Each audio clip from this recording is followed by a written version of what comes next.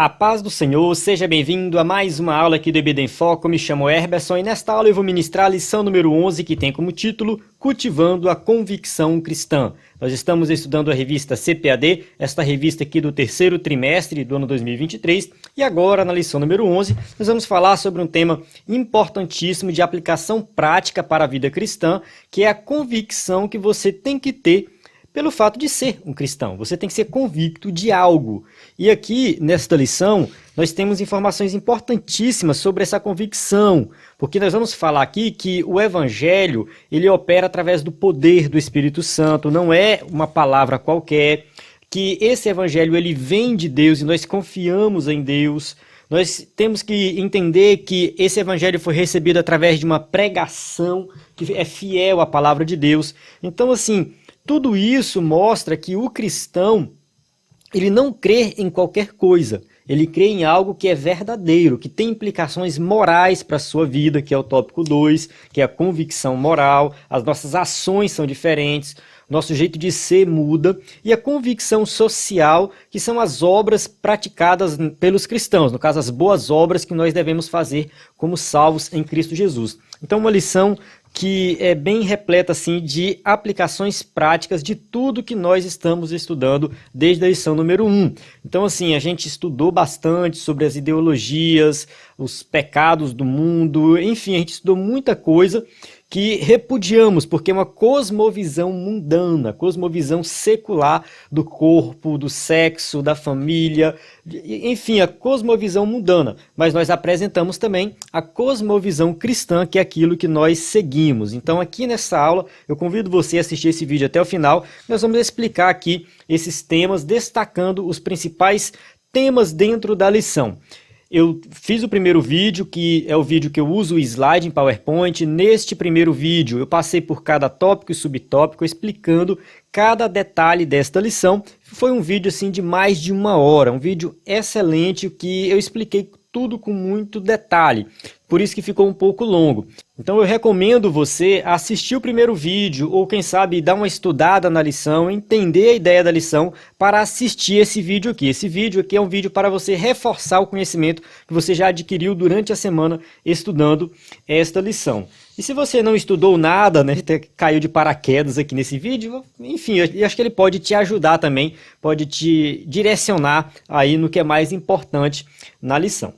Bem, o escritor da revista escolheu um tema, eu suponho que ele tenha feito assim, ele escolheu um tema, cultivando a convicção cristã, ele queria falar de convicção, e depois ele escolheu uma passagem bíblica, que foi a passagem de Tessalonicenses, capítulo 2, versículo 1 ao versículo 12. No meu primeiro vídeo, eu falei de um sermão que eu escrevi em Tessalonicenses, no caso capítulo 1, e a nossa leitura bíblica em classe é no capítulo 2. Então, assim, o meu sermão não substitui a lição, até mesmo porque é uma passagem diferente, mas ele complementa a lição. É um sermão que ajuda você a entender um pouco mais dessa carta maravilhosa escrita pelo apóstolo Paulo, e está também dentro do contexto aqui desta lição. Então, eu recomendo você baixar este sermão em PDF. Se você quiser acessar ele, se você já é assinante do EBD em Foco, ele está disponível para assinante. Então acesse ebdenfoco.com, faça o login, vai lá na parte de sermões em PDF que você consegue baixar. Se você não é assinante do EBD em Foco, eu estou disponibilizando este sermão, somente este sermão, para quem não é assinante e quer acessar ele, basta enviar uma mensagem no nosso WhatsApp, vou deixar o WhatsApp na descrição do vídeo. Então você pode ver aí o nosso WhatsApp, vou colocar aqui no vídeo também, enfim. Então salva o nosso número, envia uma mensagem solicitando o sermão em PDF que nós vamos lhe enviar. Nós temos mais de 40 sermões disponíveis no EBD em Foco para quem é assinante, então você pode acessar todos eles fazendo assinatura, acesse slides em PowerPoint de adultos, jovens, sermões, cursos, muito conteúdo mesmo de excelência na nossa plataforma. Mas enfim, voltando aqui para a nossa lição, a gente tem esse sermão em Tessalonicenses e eu acredito que essa passagem, ela realmente contempla o que o escritor da revista tinha aqui como proposta, né? Falar dessa questão da convicção cristã, e ele conseguiu realmente fazer uma exposição muito boa da passagem. E claro, né, pegando também outras passagens bíblicas, e a gente precisa entender um pouco o contexto aqui dessa igreja, né, da igreja na cidade de Tessalônica. Bem, vamos lá. Essa carta de Paulo, ela foi escrita por volta do ano 50 depois de Cristo. Alguns estudiosos deduzem que ela foi a primeira carta do apóstolo Paulo. Então, assim, é bem provável que a primeira carta de Paulo aos Tessalonicenses seja o documento mais antigo que nós temos do Novo Testamento, ou seja, o primeiro a ser escrito. Então, é uma carta muito importante, com muitas informações e aplicações práticas para a nossa vida. Então, é uma carta que vale muito a pena você ler ela na íntegra, entender e aplicar na sua vida. E é importante também nós entendermos o contexto da pregação do Evangelho ali naquela cidade, como que o Evangelho chegou na cidade de Tessalônica. Isso está registrado em Atos dos Apóstolos, capítulo 17. A gente tem ali capítulo 16, 17, que Paulo começa a sua segunda viagem missionária e ele vai para a cidade de Tessalônica. Antes de ir para Tessalônica, ele passa em Filipos, onde ele prega o Evangelho, é preso, tem a questão do terremoto, que os presos vão fugir, aí o carcereiro quer se matar e Paulo não deixa ele se matar, né? Então, assim, tem um milagre, esse carcereiro se converte, a sua família se converte, e a partir dali que Paulo vai para Tessalônica. Quando ele chega em Tessalônica, ele se depara com o seguinte contexto: ali é uma cidade com mais de 200 mil habitantes, uma cidade que tem o status de cidade livre, ou seja, Tessalônica tinha um governo próprio, que eram pessoas eleitas pela própria população, era uma democracia, ou seja, o povo escolhia alguns representantes, e esses representantes eles tinham a responsabilidade de manter a paz na cidade. Não podia ter nada ali que acabasse com a paz, porque se por acaso houvesse algum motim, alguma confusão, o próprio imperador ia retirar o status de cidade livre ali de Tessalônica. Então, eles não queriam perder esse status, eles faziam de tudo para manter a paz na cidade. E Paulo chega nessa cidade, ele procura uma sinagoga. Para ter uma sinagoga, era necessário ter pelo menos 10 judeus na cidade para formar uma sinagoga. Então Paulo, ele procura uma sinagoga porque ele achava mais fácil na sinagoga começar a pregar o evangelho.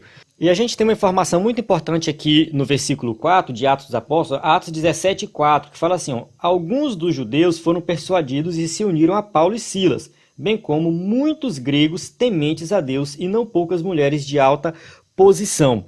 Esses gregos tementes a Deus eram gentios que, devido àquela devassidão que tinha naquela época, eles assim repudiaram essa devassidão e aderiram à religião judaica, talvez não de forma oficial, né, fazendo a circuncisão, não assim, mas eles eram simpatizantes do judaísmo, né? E pelo fato de eles serem simpatizantes, eles eram chamados de tementes a Deus. E esses gregos tementes a Deus resolveram se converter ao evangelho. Quando Paulo pregou para eles, eles falaram: não, é isso que a gente estava precisando ouvir. Então eles se converteram ao evangelho. Mas assim, foram poucos judeus que se converteram. A maioria foram esses gentios tementes a Deus. Observe que ele coloca assim: alguns judeus, e depois ele faz um contraste: muitos gregos. E não poucas mulheres de alta posição, ou seja, muitas mulheres também que tinham uma alta posição. Pode ser uma referência à posição social, de dinheiro, mas pode ser uma referência também a mulheres que praticavam cultos para outros deuses. Pode ser também, mas enfim. O que aconteceu é que os judeus eles ficaram com ciúmes, porque eles não gostaram muito do que Paulo fez ali. Paulo pregou e conquistou para ele aqueles que eram gentios simpatizantes do judaísmo.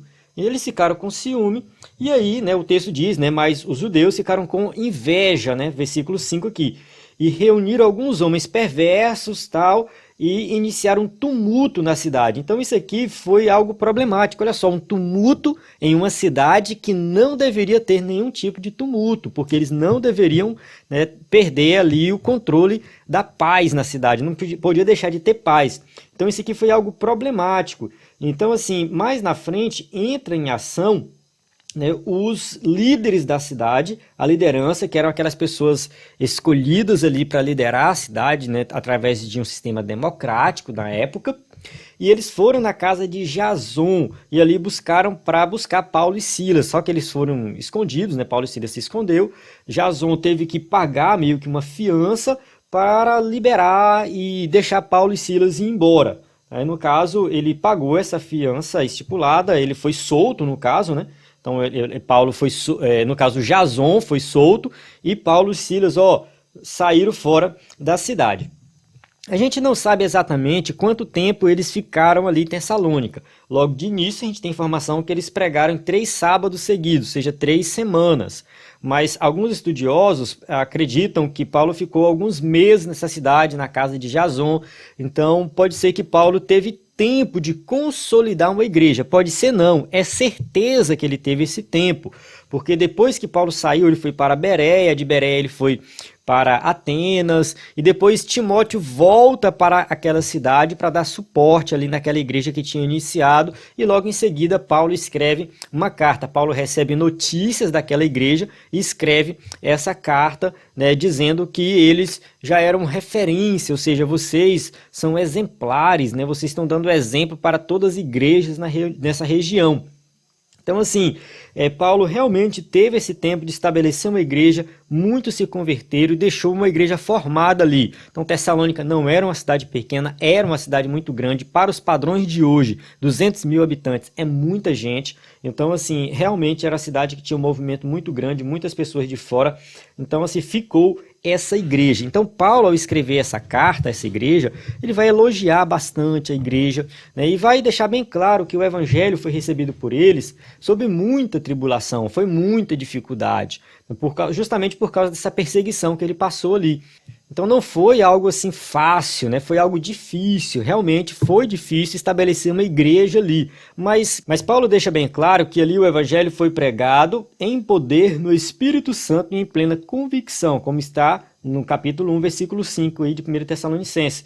Mas sobretudo em poder no Espírito Santo e em plena convicção, 1 Tessalonicenses 1, 5.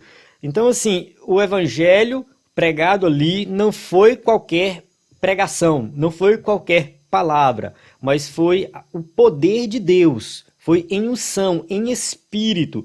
Então, por causa disso, a igreja realmente foi estabelecida.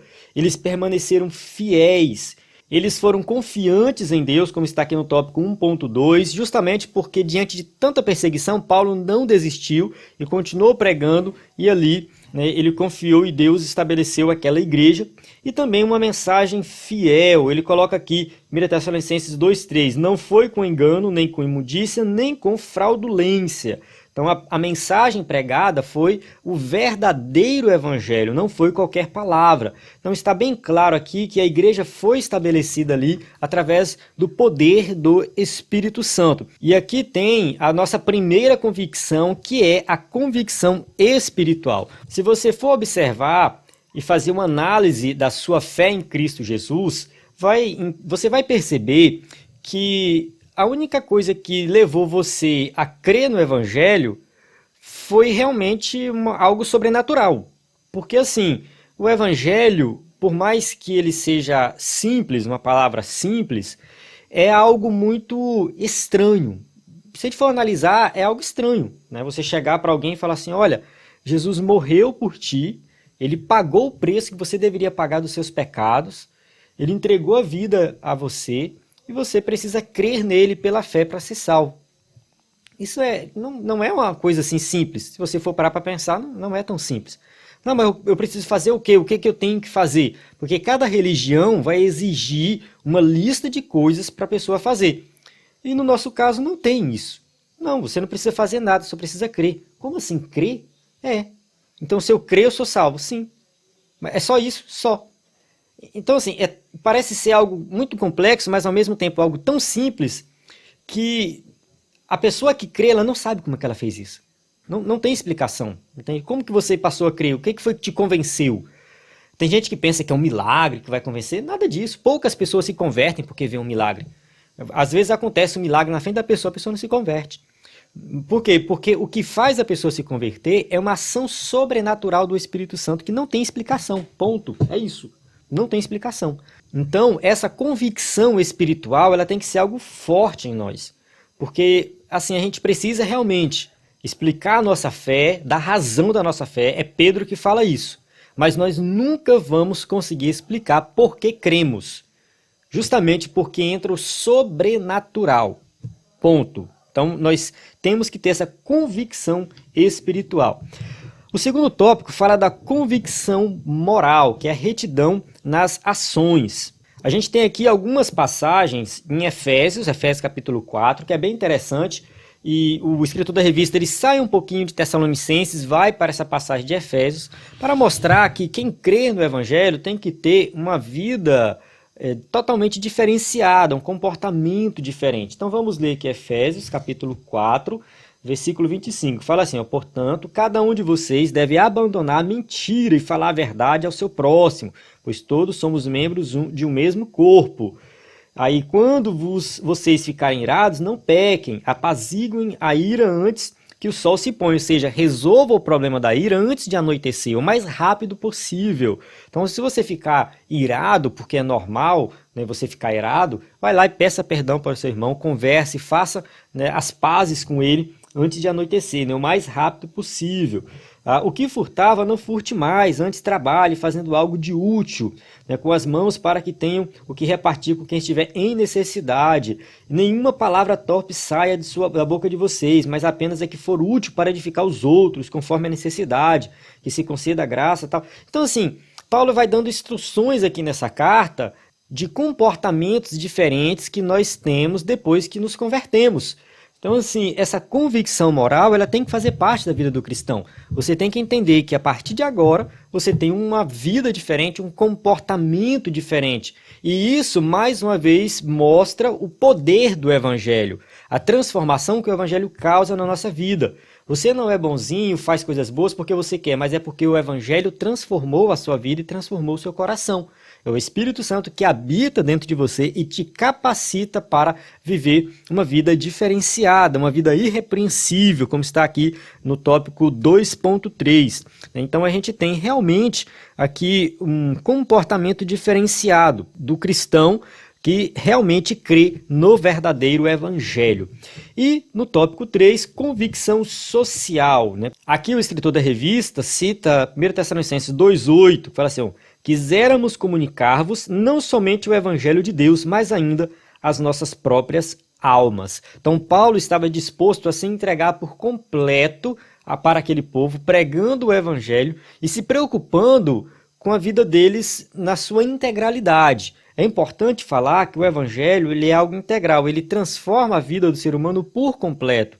A gente tem que falar de uma vida futura no céu. Sim, a gente tem que falar, porque nós vamos para o céu, nós vamos nos encontrar com o Senhor nos ares. Eu acho que é até interessante nós lermos aqui um trecho da carta de Paulo aos Tessalonicenses, o capítulo 1, 2 Tessalonicenses, capítulo 1, versículo 6. É justo da parte de Deus retribuir com tribulação aos que lhe causam tribulação e dar alívio a vocês que estão sendo atribulados, e a nós também. Tá? Então fala assim, Deus é justo e aqueles que causam tribulações em vocês serão atribulados, mas vocês receberão alívio. Só que ele fala assim, isso acontecerá quando o Senhor Jesus for revelado lá dos céus, com os seus anjos poderosos em meio chamas flamejantes. Então Paulo ele tinha essa convicção de que a vida vai ser perfeita lá no futuro, na eternidade, mas ele não esquecia das necessidades que as pessoas tinham hoje, aqui e agora. É por isso que o escritor da revista vai citar aqui nesse tópico Tiago. Tiago fala muito dessa questão das obras. A fé sem obras ela é morta. Você tem que fazer boas obras mostrando que você realmente tem a fé. Então Tiago vai falar isso, né, que você só vai provar que você tem fé se essa fé resultar numa vida diferenciada em boas obras. Então ele vai falar algo bem prático aqui no capítulo 2, versículo 15 a 17. Vamos ler? Diz assim, se um irmão ou irmã estiver necessitando de roupas e do alimento de cada dia, e um de vocês lhe disser, vá em paz, aqueça-se e alimente-se, até satisfazer-se, sem porém lhe dar nada, de que adianta isso? assim também a fé por si só, se não for acompanhada de obras, está morta. Então, o Tiago vai no cerne da questão.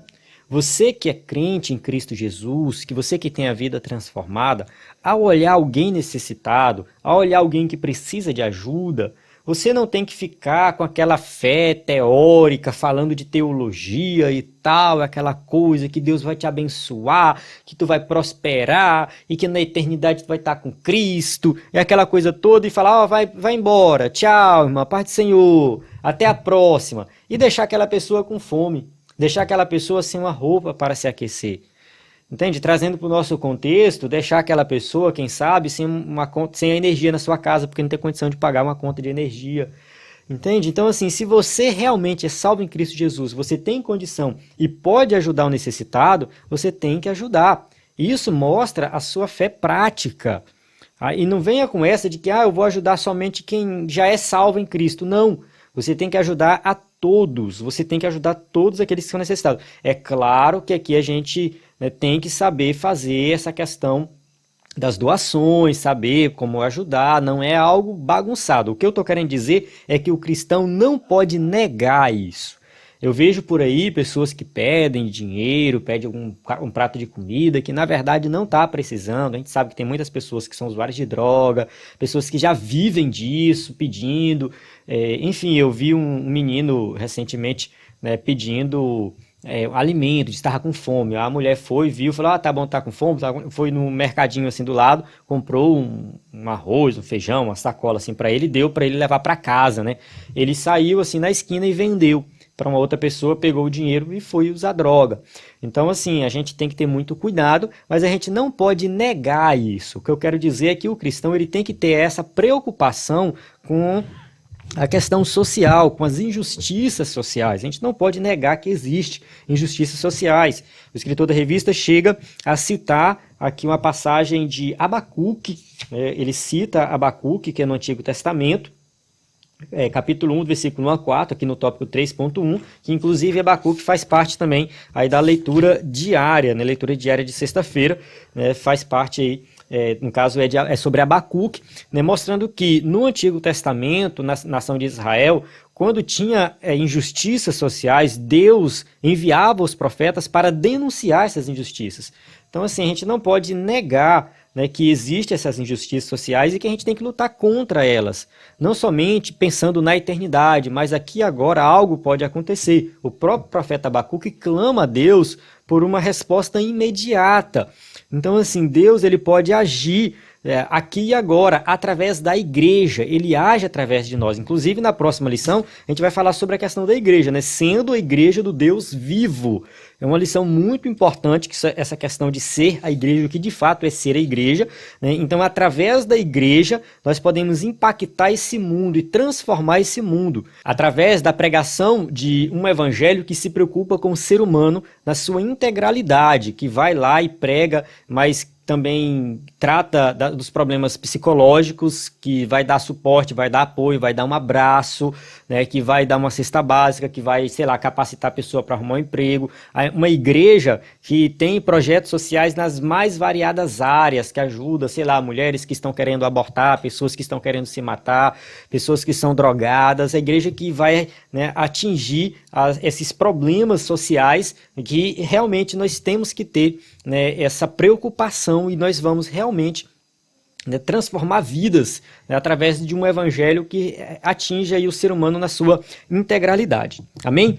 Bem, então é isso. Aqui no finalzinho o escritor faz uma conclusão. Nós temos que ter uma convicção espiritual, convicção moral, né, e convicção social. Isso é importantíssimo para a vida cristã prática, e a partir de hoje você vai começar a prestar atenção nisso. Você vai entender um pouco mais do evangelho que você crê, mas você vai ter aquela convicção, aquela certeza de que o que de fato fez você crer foi algo sobrenatural, um evangelho diferente. Você vai ter a convicção moral, que você realmente foi transformado pelo poder do evangelho e vive uma vida diferenciada, e a convicção social, que é a consciência de que você tem que pregar o evangelho que transforma a vida do ser humano na sua integralidade. Bem, eu vou encerrar aqui essa aula, espero que você tenha compreendido esse assunto. Qualquer dúvida pode mandar no nosso WhatsApp, na descrição do vídeo tem o nosso WhatsApp, pode deixar os comentários também, nós estamos aqui para ajudar da melhor maneira possível, contamos com sua participação. A paz do Senhor, até a próxima aula.